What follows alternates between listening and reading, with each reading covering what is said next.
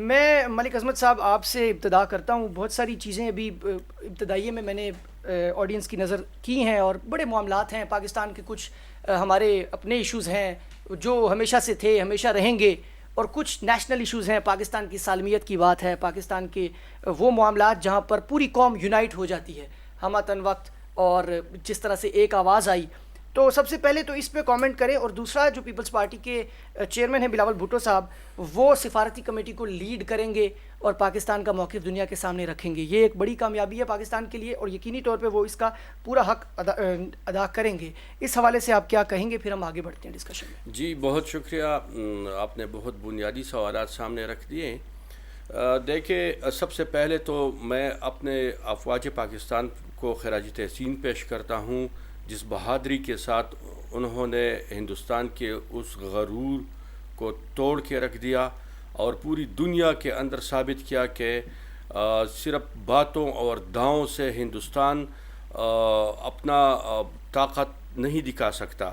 عملی میدان میں ہم نے ان کو ایسا بدترین تاریخی شکست دیا ہے کہ انشاءاللہ دوبارہ وہ سر نہیں اٹھائیں گے. پھر پاکستانی عوام, سیاستدان اور میڈیا تینوں نے بڑی ذمہ داری کا ثبوت دیا ہے. میں میڈیا کی بات کروں گا.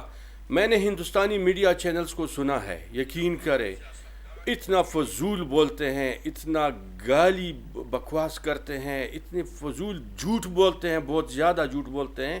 میں ایک گھنٹہ سنتا رہا ہوں تو مجھے ایک لفظ سچا مجھے اس میں نہیں ملتا جو میری انفارمیشن ہوتی ہے. مجھے اپنے میڈیا پر بھی فخر ہے کہ میری میڈیا نے ایک لفظ بھی غلط نہیں بولا.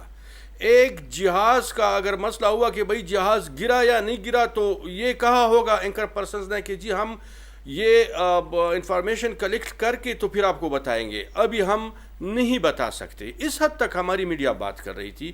تو میڈیا کو بھی خراج تحسین پیش کرتا ہوں. اور عوام کہ جتنی بھی جہاں بھی گلے شکوے جو بھی چیزیں تھیں سب نے سائٹ پہ رکھ کر, یقین کرو میں خود دیر میں ملاکن ڈویژن پیپلز پارٹی کا صدر ہوں. میں نے پوری ڈویژن کو ایک جگہ پہ اکٹھا کر کے جہاد کا اعلان کیا کہ ہمیں ریاست جب کہے گی تو ہم شانہ بشانہ اپنے فوج کے ساتھ لڑیں گے. اور یہ تاریخ ہماری پچھلے 50 سال پہلے کی بھی ہے, 70 سال پہلے کی بھی ہماری تاریخ ہے. دیر کا قبرستان اب بھی کشمیر میں ہے. ہمارے کچھ بڑے شہید ہوئے, کچھ غازی بن گئے. تو یہ ہم جذبے سے سرشار تھے, پوری پختونخوا, بلوچستان, سندھ اور پنجاب. میں یہ کہتا ہوں کہ بڑا ہی بدقسمت ہوگا وہ سوشل میڈیا ایکٹیوسٹ جو اس موقع پر بھی انہوں نے کچھ نیگیٹیو باتیں کی ہے, لیکن چلو وہ کوئی اس کا حیثیت ہی نہیں ہے, بس اس کو سائٹ پہ رکھتے ہیں.